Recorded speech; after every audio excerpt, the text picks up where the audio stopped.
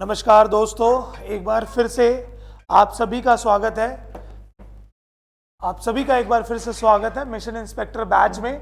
और आज हम लोग अपना 57th डे जो है आज उसको कंप्लीट करने जा रहे हैं, यानी कि आपके पास मॉक टेस्ट 56 जो है वो कंप्लीट हो गए और नरेशन की आज हमारी सेकंड वीडियो है।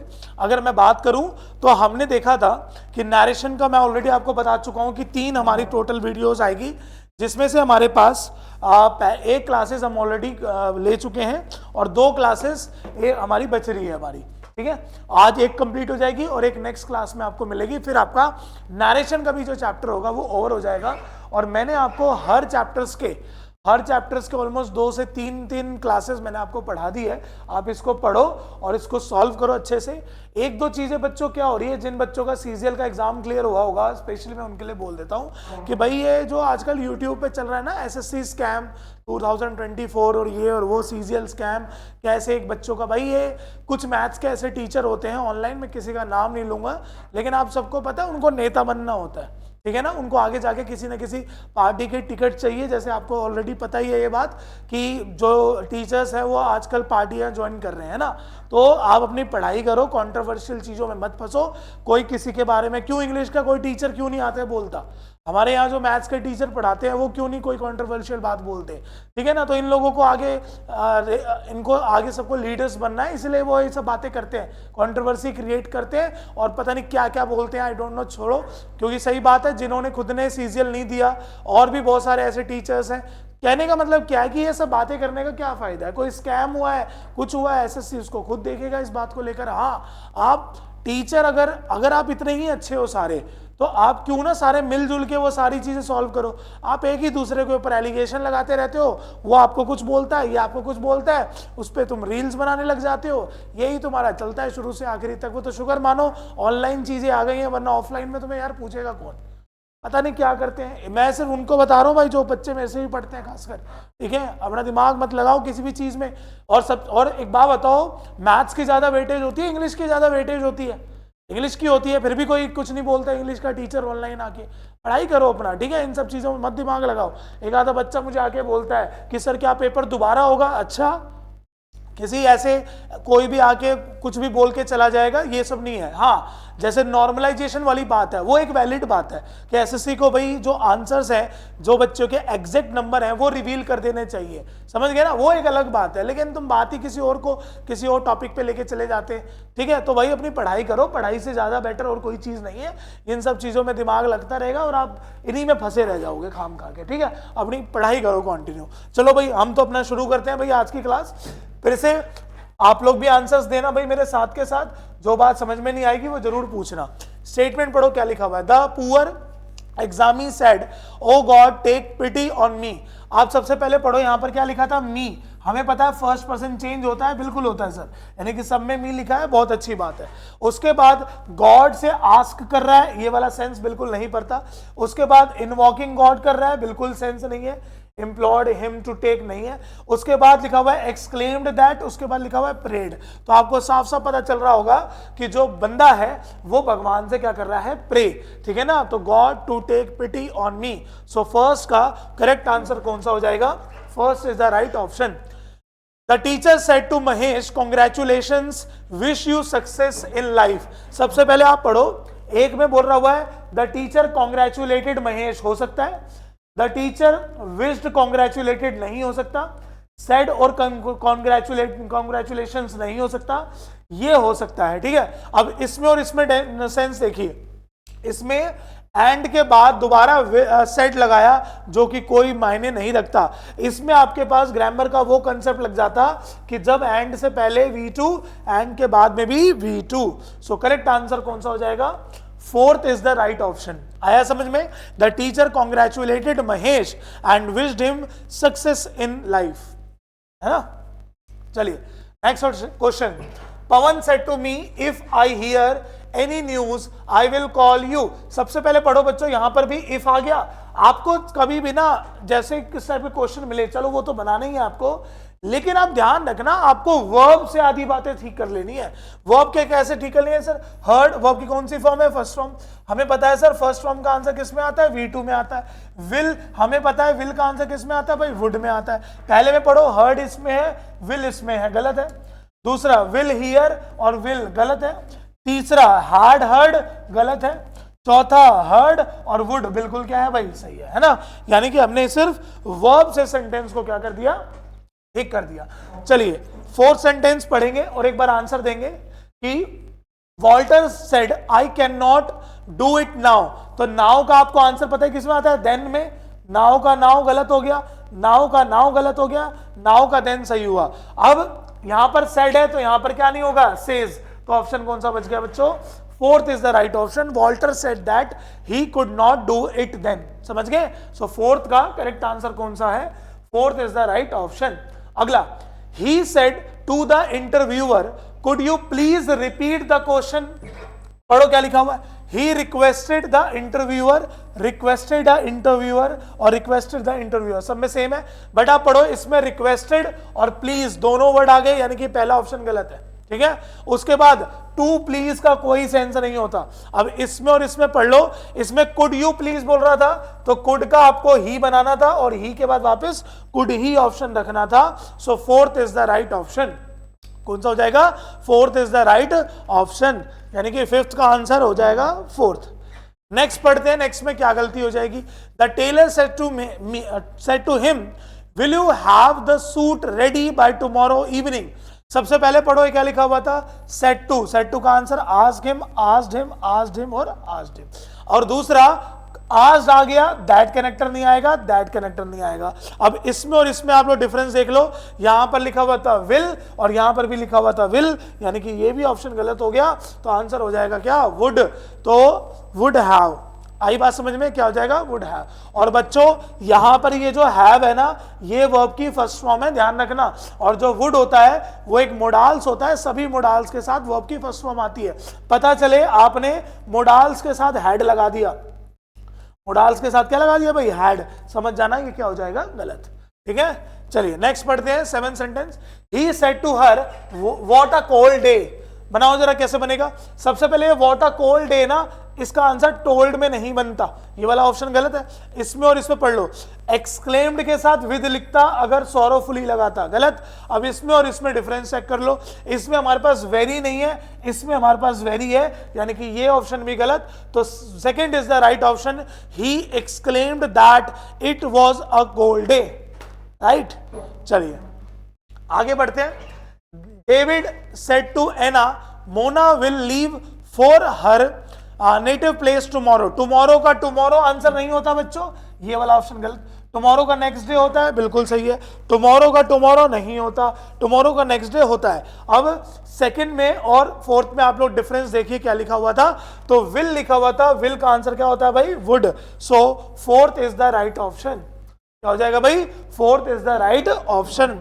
आई होप सो आप सभी को जिस स्पीड से मैं करा रहा हूं वो आपको आ रहा होगा। जिसको नहीं आ रहा होगा इसका मतलब वो नैरेशन पढ़ा ही नहीं है उसने कभी भी, और जिन्होंने बिल्कुल भी नहीं पढ़ा उनके भाई ये समझ में नहीं आएगा। इसलिए आप पहले इसका बेसिक पढ़िए, एडवांस पढ़िए, देखिए कि सब में किसको कैसे बनाते हैं। इंटरोगेटिव सेंटेंस में क्या तरीका होता है, इंपैरेटिव में क्या तरीका होता है, कि एक्सक्लेमेटरी में क्या तरीका होता है, तब जाके आपको नैरेशन समझ में आएगा। और मैं ऑलरेडी आपको प्लेलिस्ट में पूरी नैरेशन की लिस्ट मिल जाएगी, आप जाके सारी 8 की 8 वीडियोस है पढ़ लीजिएगा। अगला, the general said bravo well done my soldiers. सबसे पहले आप ध्यान रखना, जब भी ब्रेवो वर्ड आता है बच्चों उसका आंसर अपलॉड में आता है, तो यानी कि 3 बिल्कुल सही है, ए ऑप्शन बिल्कुल क्या है भाई? गलत है। अब बाकियों में जरा चेक करो, बाकियों में आंसर क्या होगा? देयर एक्साइटमेंट, जॉब तो कुछ सेंस ही नहीं दे रहा है, ये भी गलत है। अब बी में और डी में सेंस देखिए, एक में बोला हुआ है दे हैड डन, एक में बोला हुआ है वुड हैव डन। तो आपको पता है ना हम क्या बोलते हैं कि वेल डन, आपने बहुत अच्छा काम किया, वेल डन आपने बहुत अच्छा गोल मारा, तो इसीलिए आंसर होगा दे हैड डन वेल। क्या आंसर होगा? दे हैड डन वेल, जब काम आपको ने पूरा कंप्लीट कर दिया है। अगला sentence, the gardener said to the boys do not plug the flowers. तो सबसे पहले do not plug the flowers affirmative नहीं है, तो यानी कि सेड आंसर नहीं होगा। फॉरबिड हो सकता है, टोल्ड आंसर नहीं होगा, स्कोल्डेड भी हो सकता है। अब इसमें और इसमें डिफरेंस देखो, मना करने की बात कर रहे हैं ना, तो आप पढ़ो, ये तो अफर्मेटिव बना दिया। आंसर कौन सा हो जाएगा भाई? Second is the right option, the gardener forbid the boys to plug the flowers. ठीक है, टू प्लग द फ्लावर्स, है ना। और जब भी मना करने की बात आती है तो वहां पे आप फॉरबिड वर्ड का यूज आराम से कर सकते हो। चलिए अगला सेंटेंस देखते हैं क्या है। Please bring me a glass of water she said to me. तो शी सेड टू मी का आंसर होगा शी रिक्वेस्टेड मी। फर्स्ट में नहीं है, सेकंड में है, थर्ड में है और फोर्थ में। और आप पढ़ो, इसमें दैट लगा के इन्होंने ब्रिंग हर कर दिया, जो कि आप सबको पता है कि जब भी रिक्वेस्टेड मी आता है तो ये इंपैरेटिव होता है, तो इसका आंसर इन्फिनेटिव विद टू में दिया जाता है। तो she requested me to bring her a glass of water, to bring her a glass of water. ये याद रख लेंगे सभी बच्चे कि जब भी इंपैरेटिव का क्वेश्चन आता है तो क्वेश्चन में वो आपको क्या करेगा? इन्फिनेटिव विदाउट टू देगा, इन्फिनेटिव विदाउट टू देगा। पढ़ो, V1 जो होता है वो विदाउट टू होता है, ठीक है। तो जो इसका आंसर देना है आपको वो विद टू देना है। तो ब्रिंग का आंसर हो गया टू ब्रिंग, आंसर हो गया टू ब्रिंग। चलिए अगला sentence, do you know anything about robots? Sonu said Meeta. चलो पढ़ते जरा। मीटा आज सोनू, मीटा आज सोनू, सही है बिल्कुल। सब में इफ है, ये भी सही है। अच्छा ये पढ़ना जरा, डू यू नो कौन सा टेंस है भाई? ये प्रेजेंट इंडेफिनिट है। आंसर किस में आएगा? Past indefinite. पास्ट इंडेफिनिट का अफर्मेटिव बनाना है तो V2 में बनेगा। अब आप पढ़ो, इसमें नोज लिखा था गलत, इसमें नो लिखा था गलत, इसमें हैड नॉन लिखा था गलत। आंसर कौन सा हो जाएगा? D is the right option, new. कौन सा आंसर हो जाएगा? न्यू। ठीक है, याद है ना, प्रेजेंट का पास्ट, पास्ट से हैड से no change. Next, he said to her rest एक्यूज I shall repay your loan. तो आप सबको पता है शेल और विल दोनों का आंसर किस में आता है बच्चों? वुड में। किसमें आता है? वुड में।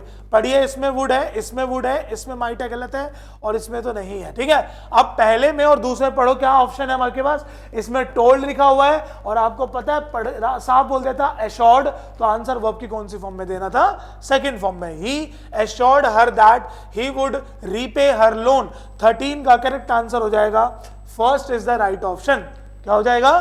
First is the right option. चलिए नेक्स्ट पढ़ते हैं। He said, if I had the key with me, I could give you the solution. तो could you का could you ही बनेगा, ध्यान रखेंगे। could given लिखा हुआ है गलत है, could का would लिखा हुआ है गलत है, could का could give लिखा हुआ है सही है, could have given लिखा हुआ है गलत है। मैंने पूरा सेंटेंसिंग नहीं पढ़ा, सिर्फ इसी से आंसर आ गया। had का had है, I का ही है, बिल्कुल सही है। समझ में आई ये बात क्या कहना चाह रहा हूं? तो हमने सिर्फ इसी से जज करा क्योंकि ये ऑलरेडी पास्ट था और हम सबको पता है जब ये पास्ट होता है तो आंसर वापस सेम ही उतर जाता है। यानी कि कैन होता तो कुड हो जाता, कुड होगा तो नो चेंज हो जाएगा। ठीक है, अगला sentence, are you never to meet Amit asked him. जरा पढ़ो क्या लिखा हुआ है।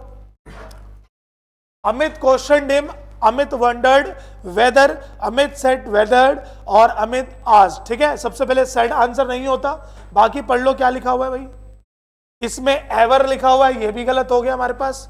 अब इसमें वंडर्ड वाले में देख लो इन दोनों में क्या डिफरेंस है। अच्छा, इसमें आर लिखा था, इसमें भी आर लिखा था गलत, तो आंसर कौन सा बच गया भाई? D is the right option. देखते हो हम लोग एक से ज्यादा ऑप्शन से भी हम लोग आंसर्स दे पाते हैं। ठीक है, चलिए एक बार आप लोग 16 सेंटेंस पढ़िए और एक बार आंसर देने की कोशिश करिए।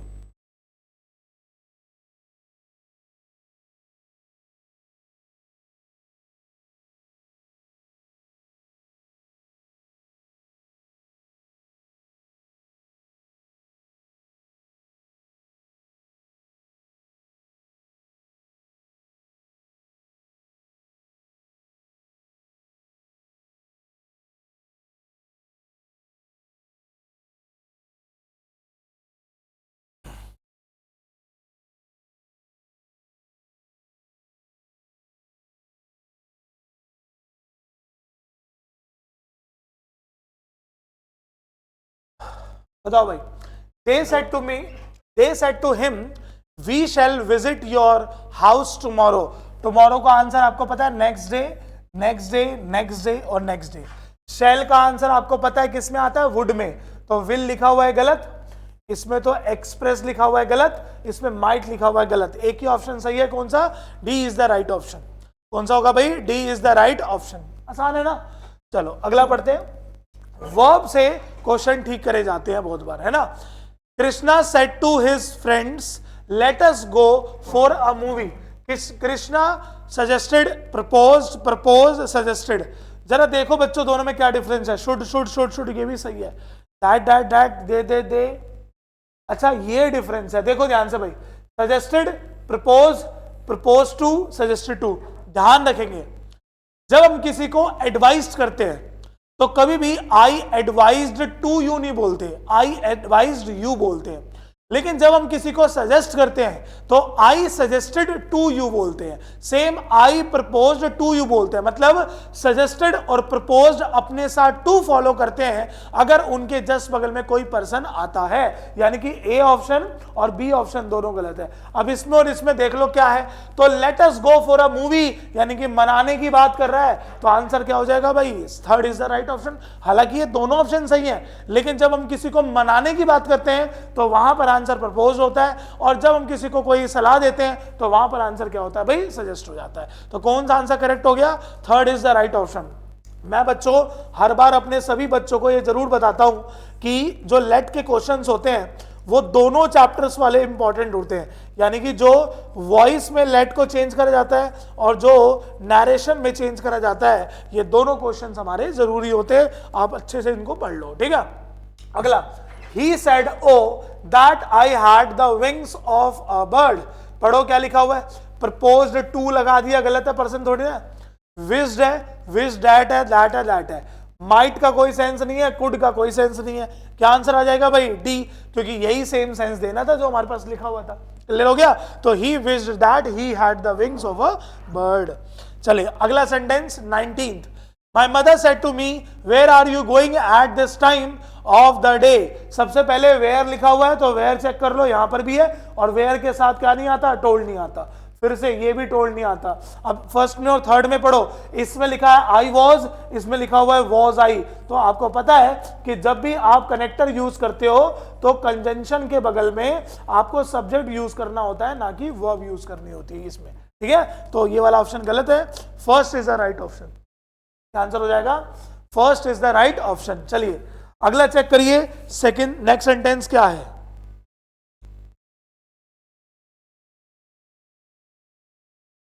पढ़ेंगे भाई, आंसर देंगे एक बार।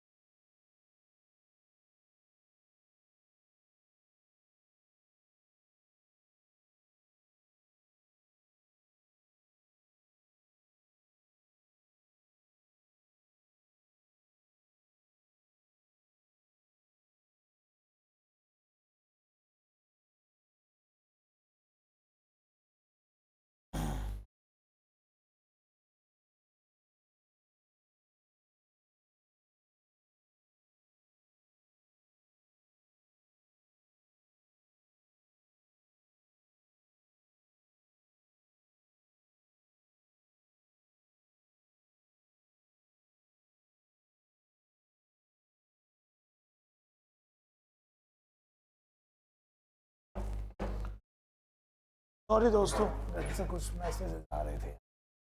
पढ़ो, he said to her where is she going। Sentence पढ़ो क्या लिखा हुआ है। he said to her, asked, wanted to know, wants का कोई सेंस नहीं है और said में आंसर बनता ही नहीं है। तो दोनों सेंटेंस पढ़ेंगे, क्या लिखा है, दोनों में डिफरेंस देखो क्या है। अरे यार इसमें इज लिखा हुआ है, ये भी गलत, ए ऑप्शन सही है, क्योंकि आपको पता है यहां पर है प्रेजेंट टेंस, तो प्रेजेंट का आंसर क्या होता है भाई, पास, ठीक है। चलिए अगला पढ़िए। The teacher said boys what do you understand by this phrase.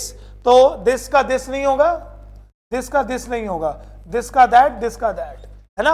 अब इन दोनों में देखो, डू यू अंडरस्टैंड, तो आंसर वापस अंडरस्टैंड में थोड़ी ना होगा, तो आंसर होगा अंडरस्टूड। आंसर होगा बच्चों अंडरस्टूड, यानी कि कौन सा ऑप्शन करेक्ट हो गया? A is the right option.